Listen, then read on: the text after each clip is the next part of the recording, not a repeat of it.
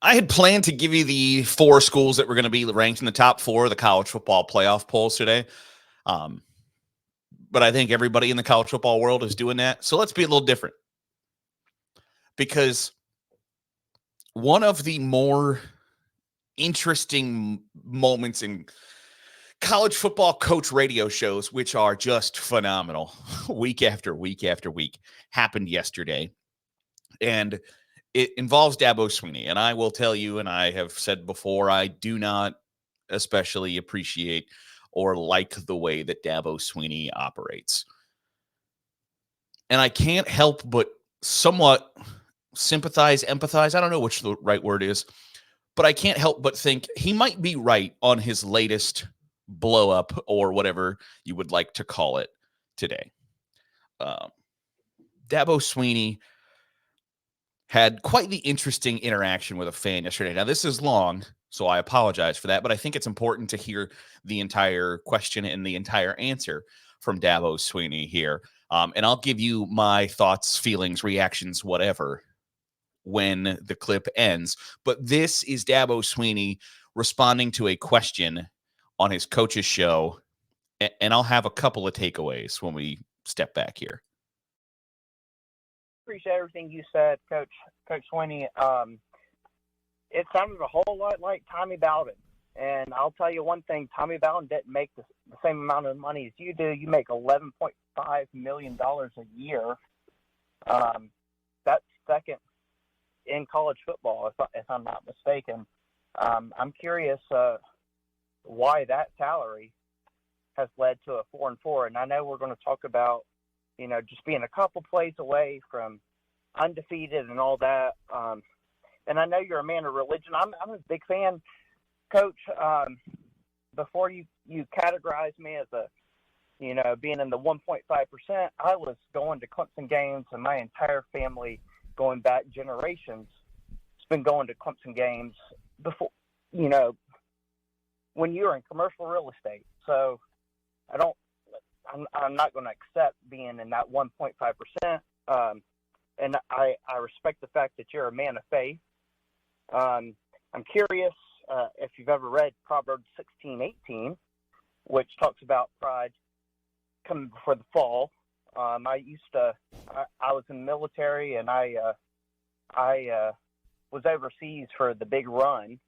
And so I couldn't watch all the games. I tried my best, but I always watched your press conferences just for life advice, and I appreciated all that. Something changed after 2018. You're humble, you're hungry, and everything. And I always told people, man, Dabo, just listen to his press conferences. But after that 2018 national title, something changed, and there seems to be a lot of arrogance that came in. There's a lot of friends and family. I mean, 3 of the 10 on-field football coaches are external, experienced hires. Everyone else was an internal hire that had no experience before, or was a former player or friend. So I'm curious, why are we paying you $11.5 million to go 4-4? And it's not just this year. It's been just the refusal to accept. All right. What's this guy's name? Tyler. Hey, Tyler. I've listened to enough of you, Tyler. Listen, you can have all your opinions that you want. All right. I don't know how old you are. Don't really care. All right. But let me tell you something. We won 11 games last year, and you're part of the problem, to be honest with you, because that is part of the problem. It's people like you that all you do is the appreciation. The expectation is greater than the appreciation. And that's the problem. And so, we've won 12 10-plus win seasons in a row. That's happened 3 times in 150 years. So if you want to know why, Clemson ain't sniffed a national championship for 35 years. We've won 2 in 7 years. And there's only 2 other teams that can say that, Georgia and Alabama. Okay? Is this a bad year? Yeah. And it's my responsibility. Take 100% responsibility for it. But all this bull crap you're thinking, all these narratives you read, listen, man, you can have your opinion all you want. And you can apply for the job. And good luck to you. All right?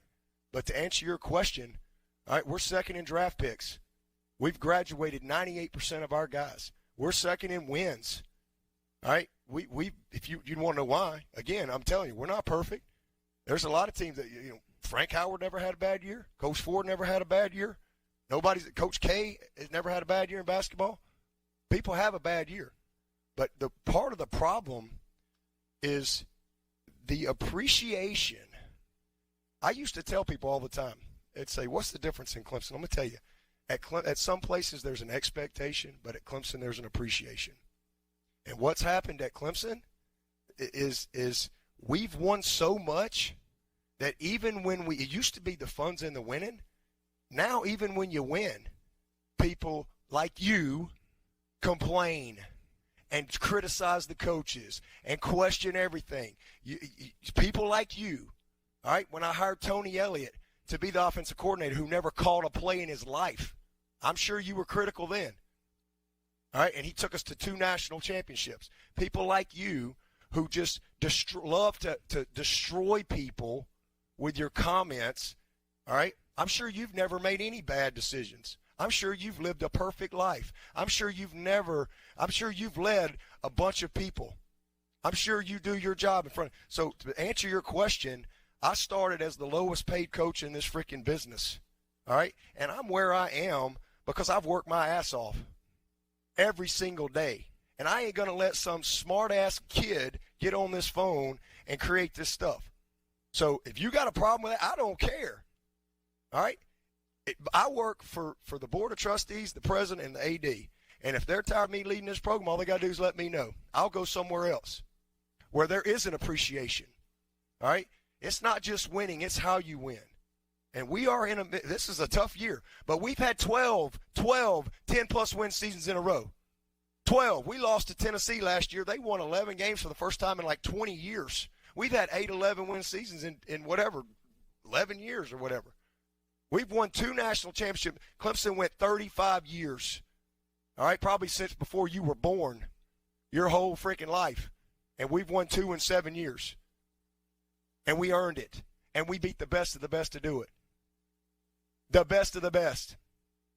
12, 10-plus win seasons. So if you want to know why, that's why. Am I perfect? Nope. I'm far from it. I am a man of faith. Absolutely. All right?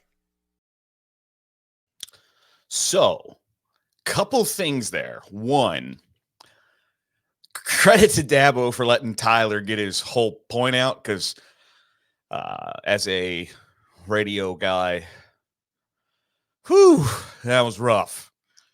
2, I think Dabo has a point here in that in a perfect world, that is how it works, is that the appreciation is more than the expectation.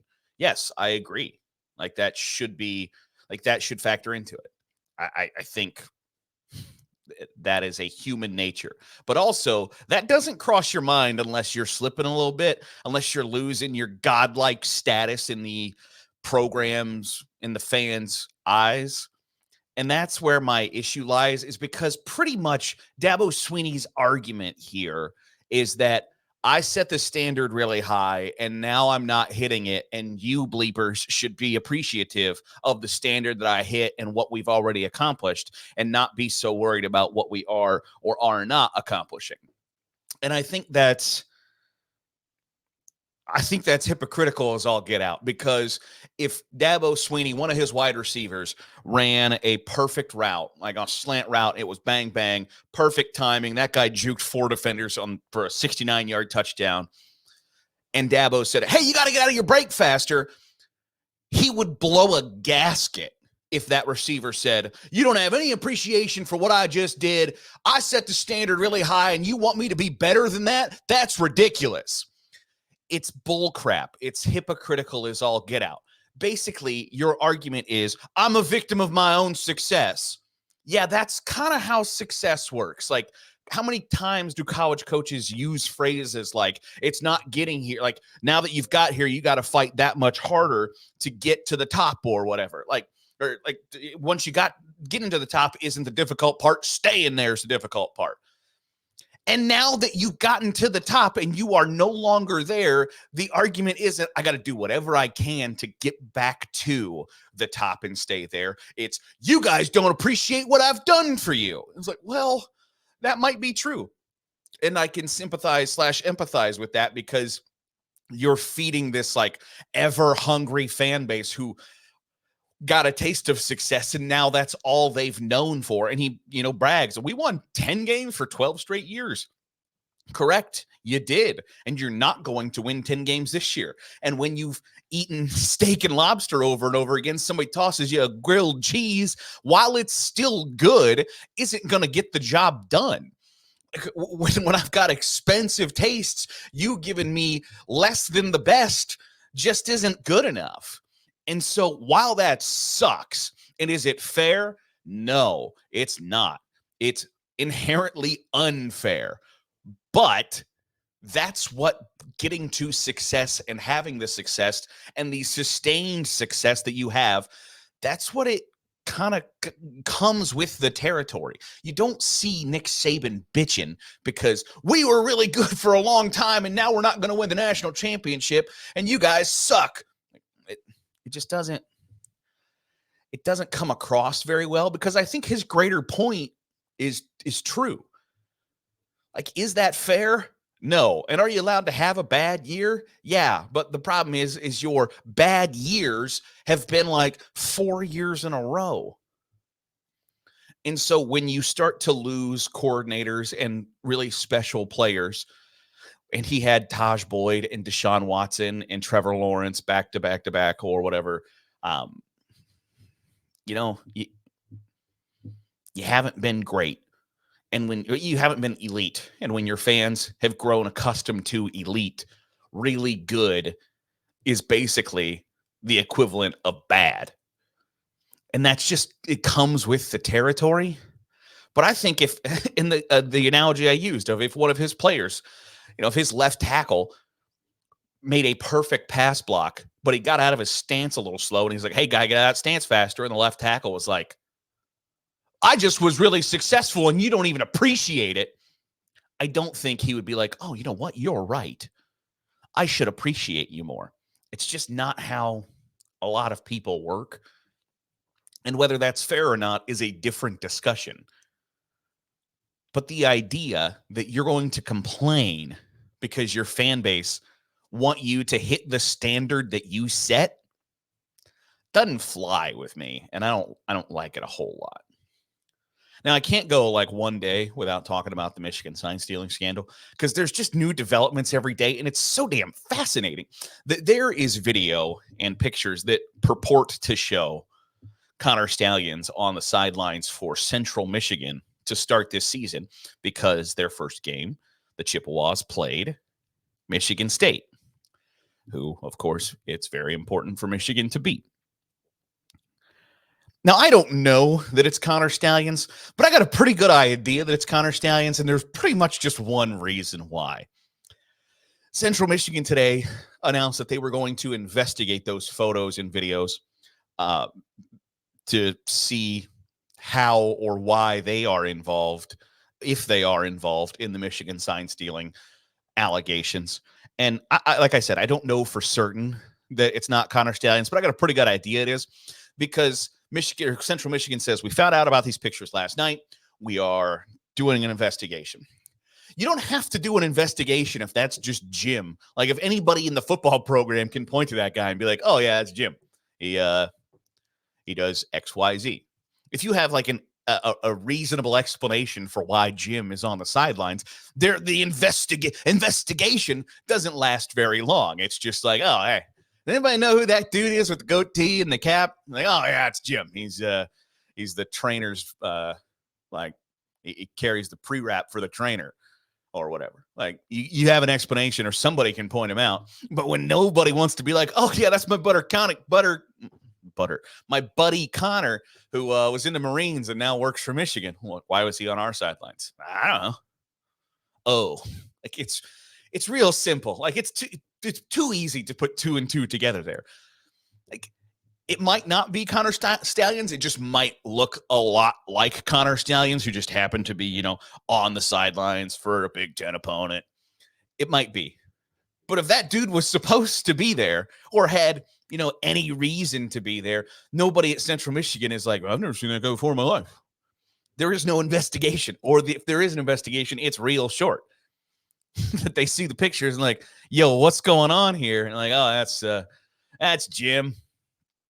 Okay, done. It's pretty much that simple. Like it really is that easy. Finally today, college football playoff rankings coming out tonight, right? So I think we're going to have a discussion tomorrow about resume versus eye test versus most deserving. Because when you look at resumes, I don't think Georgia or Michigan have anywhere close to the resumes that Washington or Ohio State or Florida State have. But I expect Georgia and Michigan to be ranked numbers 1 and 2. But by resume, Ohio State has a road win at Notre Dame, a win against Penn State. They got 2 pretty good wins. Florida State has a win over a pretty good LSU team. Washington has a pretty good win over a very good Oregon team. Georgia beat Florida.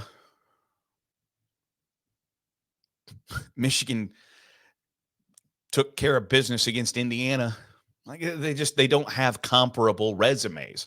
But the eye test tells you that those are 2 very good football teams. The resume / most deserving tells you that Washington, Florida State, and Ohio State should be ranked above Alabama and Georgia and Michigan and Oregon and Oklahoma and Texas.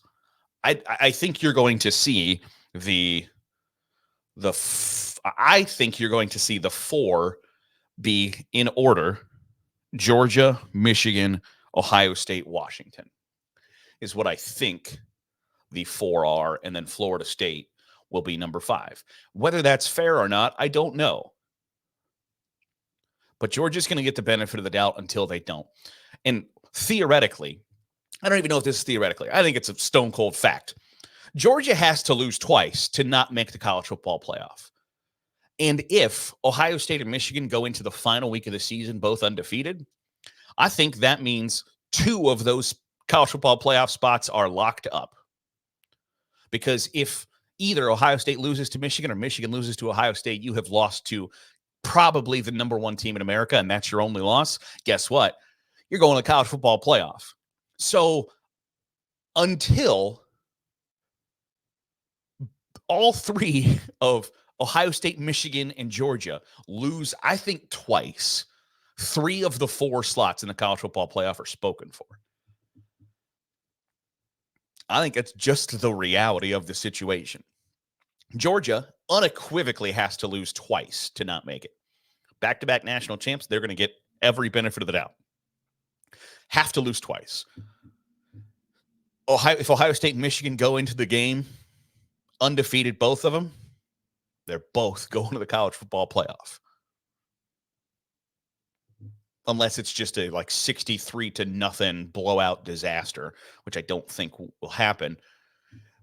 But it's Halloween, and we are at a spot where conceivably, unless major upsets happen, and in some cases twice, 3 of the 4 spots are locked down, which is why I'm always going to be in favor of a 12-team playoff. But we'll see the rankings tonight. We'll talk about them tomorrow. We'll dissect them.